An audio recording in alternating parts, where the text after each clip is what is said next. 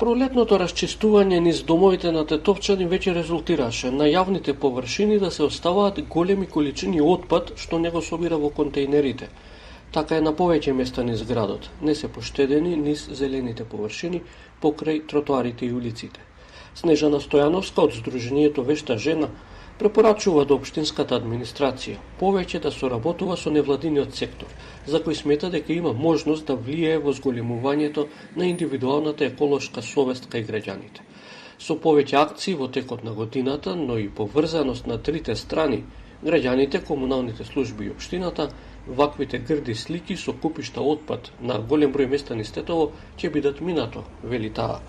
Јас одговорно тврдам дека Сдруженијето наше, генерално, нас, граѓаните од Тетово не слушаат, не гледаат, не почитуваат, не пратат.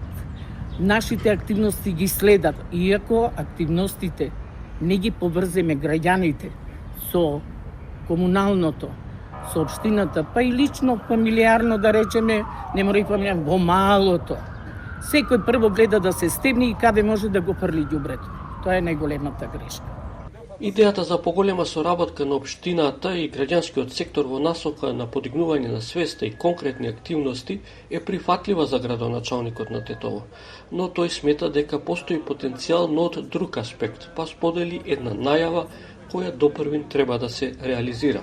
Имаме разговори со собирач на текстил и некој првичен договор во сите училишта и градинки ќе поставиме посебни контейнери за собирање на облека и текстил.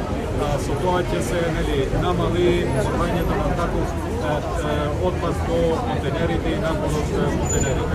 Исто така, веќе е воспоставен систем на собирање на пакуваните материјали.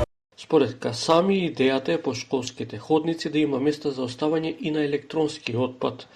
Дел од неговите најави е отворање на уште еден собирен центар за кабаст отпад во Тетово во соработка со компанијата Саубермахер, која го подига сметот од контейнерите и веќе има едно такво место во близина на градот.